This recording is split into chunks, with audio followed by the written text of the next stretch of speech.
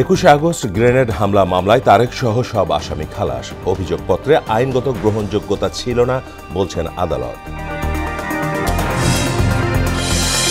সংকটে থাকা 6 ব্যাংকের 22,500 কোটি টাকা সহায়তা। আস্থা ফিরছে গ্রাহকদের। মূল্যস্ফীতি বাড়ার আশঙ্কা অর্থনীতিবিদদের। পোশাক খাতের উন্নয়নে দীর্ঘমেয়াদী পরিকল্পনা প্রণয়ন করছে মানবাধিকার কমিশন। শ্রমিকদের সঙ্গে দূরত্ব না ঘোচায় হতাশ মালিকপক্ষ। এবং চিন্ময় ইস্যুতে ভারতীয় হিন্দুরা আগ্রাসী আচরণ করছে, এক দলকে গুরুত্ব দেয় চির ধরেছে ঢাকা দিল্লি সম্পর্কে, বলছেন বিশ্লেষকরা।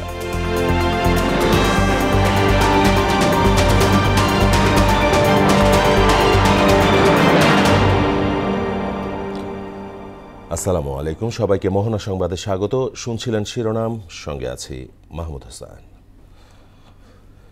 এবার বিস্তারিত। বহুল আলোচিত 21 আগস্ট গ্রেনেড হামলার মামলায় তারেক রহমান সহ সব আসামিকে খালাস দিয়েছেন হাইকোর্ট। রায়ে আদালত বলেছেন, গ্রেনেড হামলা মামলার বিচার অবৈধ ছিল, যা আইনগতভাবে টেকে না। আর বিএনপির আইনজীবীরা বলেন, রাজনৈতিক উদ্দেশ্যে তারেক রহমান সহ অন্য আসামিদের এ মামলায় সাজা দেয়া হয়েছে। আরও জানাচ্ছেন উষা ফেরদৌস। বহুল আলোচিত 21 আগস্ট গ্রেনেড হামলা মামলায় হত্যা ও বিস্ফোরক আইনের মামলায় বিএনপির ভারপ্রাপ্ত চেয়ারপারসন তারেক রহমান, সাবেক স্বরাষ্ট্রমন্ত্রী লুৎফুজ্জামান বাবর সহ মৃত্যুদণ্ড ও যাবজ্জীবন পাওয়া সব আসামিকে খালাস দিয়েছেন হাইকোর্ট। পাশাপাশি বিচারিক আদালতের রায় ও মামলার অভিযোগপত্রকে অবৈধ ঘোষণা করেন বিচারপতি AK আসাদুজ্জামান ও বিচারপতি সৈয়দ এনায়েত হোসেনের দ্বৈত হাইকোর্ট বেঞ্চ। রায় আদালত গ্রেনেড হামলা মামলার বিচারকে অবৈধ উল্লেখ করে বলেন, যে চার্জশিটের ভিত্তিতে নিম্ন আদালত বিচার করেছে তা আইনগতভাবে গ্রহণযোগ্য নয়। আমরা আদালতে দেখিয়েছিলাম যে এই ভারতীয় উপমহাদেশে বিগত 400 বছরের ফৌজদারি বিচার ব্যবস্থার ইতিহাসে দ্বিতীয় কনফেশনের উপর ভিত্তি করে এই ধরনের কোনো সাজা কাউকেই দেওয়া হয় নাই। বিচারকে অবৈধ বলার কারণ হিসেবে আসামিপক্ষের সিনিয়র আইনজীবী জয়নুল আবেদিন বলেন, 2004 সালের 21 আগস্ট তৎকালীন বিরোধী দল আওয়ামী লীগকে জনসভার অনুমতি দেওয়া হয় পাশের একটি ময়দানে, কিন্তু তারা সরকারকে না জানিয়ে স্থান পরিবর্তন করে রাস্তার মধ্যে সমাবেশ করেন। আদালত এরকম কোনো এভিডেন্স পায় নাই যে তারেক রহমানকে মৃত্যুদণ্ড দেবেন। আদালত বলেছে যে আমি এভিডেন্সগুলো সব পর্যালোচনা করেছি, আমি এখানে উল্লেখ করলাম না, কিন্তু এগুলো জাজমেন্টের মধ্যে আপনারা পাবেন এবং সমস্ত কিছু বিচার বিশ্লেষণ করে আজকে সকলকে বেকসুর খালাস দিয়েছে। আসামি পক্ষের আইনজীবী কায়সার কামাল জানান, এই মামলায় মোট 4টি চার্জশিট দেয়া হয়েছে, যার প্রথম 3টিতে তারেক রহমানের নাম ছিল না। শেখ হাসিনা ক্ষমতায় আসার পর চতুর্থ চার্জশিটে তার নাম অন্তর্ভুক্ত করে। যারা এই মামলার দণ্ডপ্রাপ্ত ছিলেন এবং আপিল করেছেন এবং যারা আপিল করেননি, সবাইকে এই মামলা থেকে খালাস দেওয়া হয়েছে। গত 2 দশক যাবৎ এই 21 আগস্টের মামলাটা বাংলাদেশের রাজনীতিতে ডমিনেট করেছিল। আদালত সব সাক্ষী প্রমাণ বিশ্লেষণ করে দেখেছে যে চার্জশিটের আলোকে যে দণ্ড দেয়া হয়েছে তা টিকতে পারে না। সরাসরি প্রমাণ ছাড়া কাউকে মৃত্যুদণ্ড বা যাবজ্জীবন দেয়া যায় না। কোর্টকে আমরা সাধুবাদ জানাই যে আমরা ন্যায় বিচার পেয়েছি। কারণ হলো দুটা দিক, সাক্ষ্য এবং আইন, এই কোনো দিক থেকে এই মামলা প্রমাণিত হয়নি। 2004 সালের 21 আগস্ট বঙ্গবন্ধু অ্যাভিনিউয়ে গ্রেনেড হামলায় আওয়ামী লীগের মহিলা বিষয়ক সম্পাদক আইবি রহমান সহ 24 জন নিহত ও 3 শতাধিক নেতাকর্মী আহত হয়। পরদিন মামলা হলে 2008 সালের 11 জুন 22 জনের বিরুদ্ধে চার্জশিট দাখিল করে সিআইডি। 2009 সালে আওয়ামী লীগ ক্ষমতায় আসার পর 2011 সালে 30 জনকে আসামি করে সম্পূরক চার্জশিট দাখিল করে সিআইডি, যার মধ্যে তারেক রহমান ও লুৎফুজ্জামান বাবরের নামও ছিল। 2018 সালের 10 অক্টোবর রায়ে লুৎফুজ্জামান বাবর সহ 19 জনের মৃত্যুদণ্ড এবং তারেক রহমান সহ 19 জনকে যাবজ্জীবন কারাদণ্ড দেয় আদালত। উষা ফেরদৌস, মোহনা সংবাদ, ঢাকা। এদিকে ২১ আগস্ট গ্রেনেড হামলা মামলায় হাইকোর্টের রায়ে ন্যায় বিচার প্রতিষ্ঠিত হয়েছে বলে জানালেন বিএনপির সিনিয়র যুগ্ম মহাসচিব রুহুল কবির রিজভী। বলেন, আওয়ামী লীগ রাষ্ট্রশক্তিকে ব্যবহার করে অবৈধভাবে তারেক রহমান সহ অন্যদের বিরুদ্ধে সাজা দিয়েছিল। সকালে নয়াপল্টনে বিএনপির কেন্দ্রীয় কার্যালয়ে সংবাদ সম্মেলনে তিনি এসব কথা বলেন। রিজভী আরও বলেন, স্বৈরাচার শেখ হাসিনার পতন হজম করতে পারেনি ভারত। তারা আওয়ামী লীগকে ক্ষমতায় রেখে বাংলাদেশকে দখল করে সেভেন সিস্টার্সের মতো একটি অঙ্গরাজ্য বানাতে চেয়েছিল। ভারত প্রপাগান্ডা চালিয়ে বাংলাদেশের সাম্প্রদায়িক সম্প্রীতি বিনষ্টের অপচেষ্টায় লিপ্ত হয়েছে বলেও অভিযোগ করেন রিজভী। বিগত 15 বছর হাসিনাকে সামনে রেখে ভারত বাংলাদেশকে কার্যত দখল করে নেওয়ার চেষ্টা করছিল। এখন বাংলাদেশকে আবার কিভাবে তাদের করতলে নেওয়া যায় সেই লক্ষ্যেই তার নীল নকশা করছে। ভারত সরকার মনে করে বাংলাদেশকে অষ্টম সিস্টার হিসেবে অন্তর্ভুক্ত করা গেলে তাদের সেভেন সিস্টার নিরাপদ থাকবে। লেনদেনে স্বাভাবিক হচ্ছে তারল্য সংকটে থাকা 6টি ব্যাংক। চাহিদা মতো টাকা তুলতে পারছেন গ্রাহকরা। কর্তৃপক্ষ বলছে, কেন্দ্রীয় ব্যাংকের সহায়তায় আমানতকারীদের আস্থা ফেরানোর চেষ্টা চলছে। অর্থনীতিবিদদের মতে, দুর্বল প্রতিষ্ঠান টিকিয়ে রাখতে টাকা ছাপানোর বিকল্প ছিল না। তবে মূল্যস্ফীতি বাড়ার শঙ্কা উড়িয়ে দেওয়ার সুযোগ নেই। নাসির উদ্দিনের রিপোর্ট। অতীতের মতো টাকা ছাপিয়ে সরকার বা কোনো ব্যাংকে অর্থ দেয়া হবে না। আগস্টে এমন ঘোষণা দেন Bangladesh bank governor Ahsan S Mansur. তবে 3 মাসের মধ্যেই সেই সিদ্ধান্ত থেকে সরে আসেন তিনি। আমি একটা কথা বলেছিলাম যে টাকা ছাপাবো না, সেখান থেকে আমি সাময়িকভাবে সরে আসছি, কিন্তু পুরোপুরিভাবে নয়। মুদ্রা ছাপিয়ে সংকটে থাকা ন্যাশনাল এক্সিম, সোশ্যাল ইসলামী, ফার্স্ট সিকিউরিটি ইসলামী, গ্লোবাল ইসলামী ও ইউনিয়ন ব্যাংকে তারল্য সহায়তা হিসেবে 22,500 কোটি টাকা দেয় কেন্দ্রীয় ব্যাংক। আশ্বাস ছিল রবিবার থেকে টাকা তুলতে পারবেন আমানতকারীরা, যার সত্যতা মেলে ব্যাংকগুলোতে। টাকা জমা এবং উত্তোলন চলছে স্বাভাবিক প্রক্রিয়ায়। স্বাভাবিক অবস্থায় ফিরছে বলে মনে হচ্ছে, কারণ আমি 2 লাখ টাকার চেক দিয়েছি, আমাকে 2 লাখ পেমেন্ট দিয়ে দিচ্ছে কোনো কথা ছাড়া। টাকা জমা দেওয়ার একটা পাইতে ছিল না ভরসা, এখন এই ভরসাটা ফিরে আসছে আর কি। আগে জমার কোনো ব্যবস্থাই ছিল না, কারণ সবাই তো তুলে নিয়ে যেত, এখন জমা দিতেছে। কেন্দ্রীয় ব্যাংকের উদ্যোগকে সাধুবাদ জানিয়েছে দুর্বল 6টি আর্থিক প্রতিষ্ঠান। এখন তাদের সামনে ঘুরে দাঁড়ানো এবং গ্রাহকের আস্থা ফেরানোর চ্যালেঞ্জ। আর মনে হয় ব্যাংকগুলো টাকা দিতে পারবে না, এইরকম একটা ধারণা থেকে তারা একটু আস্থা হারিয়ে ফেলেছিল। যে আস্থাটাকে আমরা বিনির্মাণ করতে চাই বাংলাদেশ ব্যাংকের বর্তমান এই প্যাকেজ সহায়তার আওতায়। দুর্বল ব্যাংকগুলোর গ্রাহকদের অর্থের নিরাপত্তা দিতে কেন্দ্রীয় ব্যাংকের হাতে তেমন বিকল্প ছিল না বলে মনে করেন অর্থনীতিবিদরা। যখন একটা প্রতিষ্ঠানের কারণে অন্যান্য প্রতিষ্ঠানে হুমকির মুখে পড়ে, তখন কিন্তু রাষ্ট্রের দায়িত্ব হচ্ছে এই সমস্ত প্রতিষ্ঠানকে রক্ষা করা। একদিকে যেমন নতুন নোট ছাপানো হচ্ছে, অন্যদিকে মূল্যস্ফীতি সহনীয় রাখতে বাজার থেকে টাকা তুলে নেয়ার পরিকল্পনা বাংলাদেশ ব্যাংকের। যদিও এই অর্থনীতিবিদ বলেন, বিষয়টা এত সহজ হবে না। প্রবৃদ্ধির যে মাত্রাগত পরিবর্তন, সেটা কিন্তু কমে আসবে। আজকে যে স্টেবিলাইজেশন প্রসেস যেটা নেওয়া হয়েছে ওদেরকে বাঁচানোর জন্য, সেটা প্রকৃতপক্ষে মূল্যস্ফীতির জন্য সহায়ক হবে না বলে আমি মনে করি। কেন্দ্রীয় ব্যাংকের সহায়তার অর্থ সঠিকভাবে খরচ করতে দুর্বল ব্যাংকগুলোকে পরামর্শ দিয়েছেন ডক্টর শাহাদাত। তাহলে তো এইটার দেনা পরিশোধটাই আমার জন্য আরো কষ্টকর হয়ে যাবে। নাসির উদ্দিন, মোহনা সংবাদ, ঢাকা। সিভিল সার্ভিসে ক্যাডার শব্দটি নেতিবাচক হওয়ায় সরকারের কাছে বাদ দেওয়ার সুপারিশ করবে জনপ্রশাসন সংস্কার কমিশন। সরকারি সেবার ব্যাপারে জনসাধারণের অসন্তোষ রয়েছে বলেও জানান জনপ্রশাসন মন্ত্রণালয়ের সিনিয়র সচিব মোখলেস উর রহমান। দুপুরে সচিবালয়ে জনপ্রশাসন সংস্কার কমিশনের বৈঠক শেষে এসব কথা বলেন তিনি। শামীমুজ্জামান চৌধুরীর রিপোর্ট। জনপ্রশাসনের সংস্কারের লক্ষ্যে ধারাবাহিক বৈঠকের অংশ হিসাবে রোববার দুপুরে সচিবালয়ে জনপ্রশাসন সংস্কার কমিশনের 12তম সভা অনুষ্ঠিত হয়। বৈঠক শেষে কথা বলেন জনপ্রশাসন সচিব। জানান, সরকারি সেবার ব্যাপারে জনসাধারণের অসন্তোষ রয়েছে, নেতিবাচক ধারণা রয়েছে আমলাতন্ত্র নিয়েও।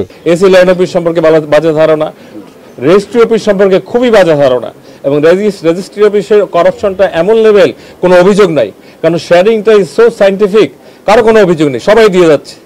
তো এই জায়গায় নিচ্ছে তো বটেই, দিচ্ছে এবং নিচ্ছে, এবং আগে বরং এটাই বলে আগের ছাড়ের চেয়ে আপনি কম নিচ্ছেন। ক্যাডার শব্দটি নেতিবাচক উল্লেখ করে বাদ দেওয়ার সুপারিশ করা হবে বলেও জানান তিনি। আমরা বলি বাংলাদেশ সিভিল সার্ভিস, কিন্তু এটাকে নানান কারণে এখন মনে করা হয় যে ক্যাডার। ক্যাডার শব্দটার সাথে অনেকের একটা নেগেটিভিটি থাকে। এই জন্য আমরা জনপ্রশাসনের এই সংস্কার কমিশনের যে অনেকগুলো প্রস্তাব দেব, তার মধ্যে একটা থাকবে যে এই ক্যাডার শব্দটা বাদ দিয়ে যার যে service, civil service administration, civil service health, civil service agriculture like this. এ সময় জনপ্রশাসন সংস্কার কমিশন প্রধান বলেন, মানুষকে সেবা দেওয়ার মনোভাব সৃষ্টিতে জনপ্রশাসনে কাঠামোগত ও মানসিক পরিবর্তনের সুপারিশ করবে কমিশন। কাঠামোগত পরিবর্তনের জন্য সুপারিশ করব, যাতে করে এই ধরনের আবহাওয়ার সৃষ্টি না হয়। তারপরেও থেকে যায় যে যত চেষ্টাই করি না কেন আমি, কিছু লোক থাকবে তারা চাবে। সেই জন্য এই যে উপরের দিকে যে সংবিধানের সংস্কারের কথা বলা হচ্ছে, নির্বাচনের সংস্কারের কথা বলা হচ্ছে, এগুলো খুব গুরুত্বপূর্ণ। এদিকে পদোন্নতি, বেতন বৈষম্য দূর করা সহ 9 দফা দাবি বিবেচনার আশ্বাস দেয় 4 ডিসেম্বরের মহাসমাবেশী কর্মসূচি প্রত্যাহার করেছে সচিবালয় কর্মকর্তা কর্মচারী সংযুক্ত পরিষদ। দাবিগুলো পর্যায়ক্রমে আমাদের সাথে আলোচনা করে এটা সমাধান করা হবে। আমাদের দাবিগুলোকে ধীরে ধীরে পর্যায়ক্রমে বাস্তবায়ন করা হবে। আমরা এই পর্যায়ে মহাসমাবেশের কার্যক্রম স্থগিত ঘোষণা করছি। শামীমুজ্জামান চৌধুরী, মোহনা সংবাদ, ঢাকা। পোশাক খাতে শ্রম ব্যবস্থাপনার উন্নয়নের মধ্য ও দীর্ঘমেয়াদী পরিকল্পনা প্রণয়ন করার কথা জানিয়েছেন শ্রম মানবাধিকার কমিশনের চেয়ারম্যান সৈয়দ সুলতান উদ্দিন আহমেদ। রাজধানীতে এক অনুষ্ঠানে তিনি একথা বলেন। এতে মালিকরা বলেন, কঠিন বাস্তবতার কারণে শিল্প সম্পর্কের সঙ্গে নিজেদের মানিয়ে নিতে পারছে না শ্রমিকরা। মনিরুল ইসলামের রিপোর্ট। দেশের পোশাক শিল্পের শ্রম ব্যবস্থাপনায় অস্থিরতা বন্ধে উন্নত ও সমন্বয়পূর্ণ জাতীয় শিল্প সম্পর্ক গড়ে তোলার বিকল্প নেই। এরই একটি ঘোষণাপত্রে সমঝোতা স্বাক্ষর করে মালিক ও শ্রমিকদের সংগঠন। রাজধানীর একটি হোটেলে এমপ্লয়ার্স ফেডারেশন এবং coordination committee for workers education আয়োজিত সেমিনারে দেশের শ্রমখাতের নানান অসঙ্গতি তুলে ধরে বক্তারা বলেন, অধিকার হরণের মামলা 60 কর্মদিবসে নিষ্পত্তি করার কথা বললেও সময় লেগে যাচ্ছে 4 থেকে 5 বছর। বিলম্বে রায় প্রদানের জন্য কোনো রায় অবৈধ হইবে না। তার মানে 60 কর্মদিবসের মধ্যে করবেন, তারপরে যদি না করেন কোনো অসুবিধা নাই। সে কারণে যে মামলাটা 60 কর্মদিবসের মধ্যে ফয়সালা হওয়ার কথা, সেটা 3 বছর 4 বছর চলে। তো যখন এই 4 বছর চলে, তখন শ্রমিকরা কি আর কোর্টের প্রতি আস্থা রাখবে? মালিকরা বলছেন, কঠিন বাস্তবতার কারণে শিল্প সম্পর্কের সঙ্গে নিজেদের মানিয়ে নিতে পারছে না শ্রমিকরা। আর শ্রম নীতিমালা প্রণয়নে আন্তর্জাতিক মানদণ্ড বজায় রাখার তাগিদ দেয় আন্তর্জাতিক শ্রম সংস্থা। It's a human rights. I mean, we're talking about fundamental principles rights at work.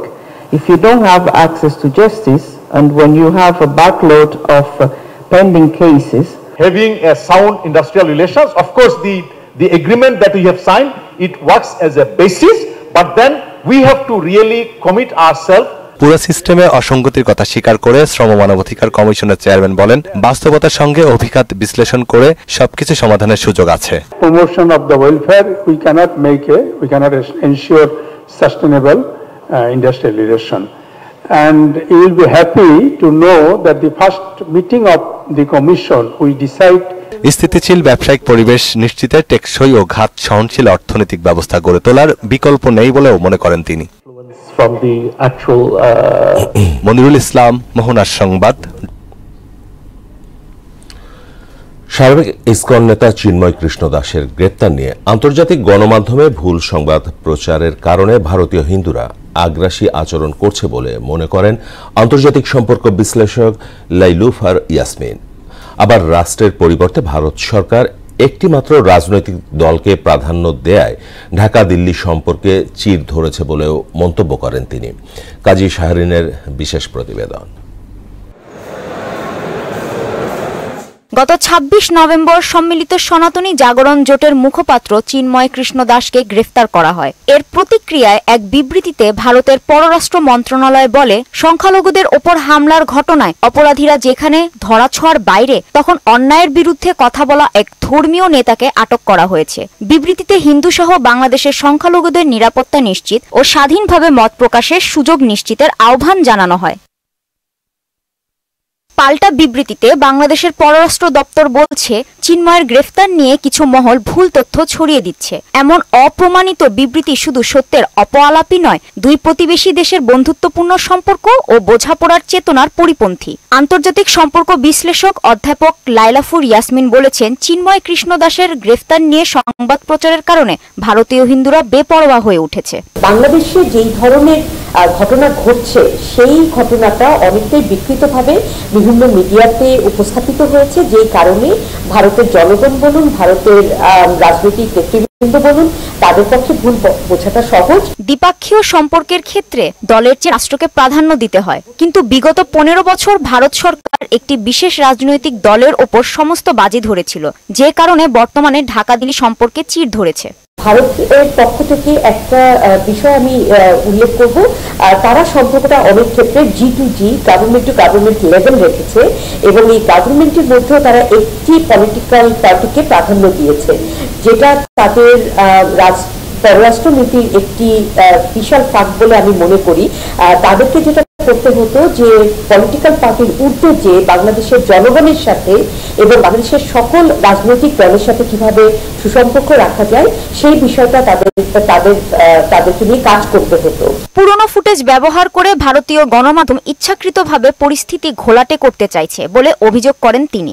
BBC verified live বারবার দেখিয়েছে কি করে বিভিন্ন অন্য সময়ের ঘটনাকে অগাস্ট 5-এর ঘটনা হিসেবে চালিয়ে দেওয়ার চেষ্টা করা হয়েছে। এদিকে সচেতন মানুষ বলছেন, বাংলাদেশ নিয়ে প্রাদেশিক কোনো নেতা যাতে বিবৃতি দিতে না পারে সে ব্যাপারে দিল্লির একটা নির্দেশনা দেওয়া উচিত ছিল। চিন্ময় দাসকে নিয়ে যে বিষয়টা হচ্ছে আপনার ঘেরাও করা, এটা আমার মনে হয় না যে আসলে পররাষ্ট্র নীতির মধ্যে পড়ে। ইন্ডিয়ান সরকার এটা একটা বিবৃতি দিতে পারত যে অভ্যন্তরীণ বিষয় নিয়ে না করানোই ভালো। কাজী শাহরিন, মোহনা সংবাদ। দুর্নীতির বিষয়ে খতিয়ে দেখা বা সংস্কার করা অন্তর্বর্তী সরকারের প্রধান কাজ বলে মন্তব্য করেছেন মৎস্য ও প্রাণী সম্পদ উপদেষ্টা ফরিদা আক্তার। দুপুরে সাভারের প্রাণী সম্পদ গবেষণা ইনস্টিটিউট BLRI এ বার্ষিক গবেষণা কর্মশালা উদ্বোধন অনুষ্ঠানে একথা বলেন তিনি। এ সময় দুর্নীতিবাজদের ছাড় না দেওয়ার হুঁশিয়ারিও দেন তিনি। দুর্নীতির বিষয় খতিয়ে দেখা বা সংস্কার করা এটা কিন্তু অন্তর্বর্তীকালীন সরকারের একটা কাজ। তো কাজে আমরা নির্দিষ্ট একটা প্রতিষ্ঠান না, আমরা যত সাংবাদিক প্রকাশক সবগুলো আমরা দেখছি এবং প্রয়োজনীয় ব্যবস্থা। জাতীয় ডেটা সেন্টারে ডেটাবেজ সংরক্ষণ করে সর্বোচ্চ নিরাপত্তা নিশ্চিত করা হয়েছে বলে জানিয়েছেন ভূমি উপদেষ্টা AF হাসান আরিফ।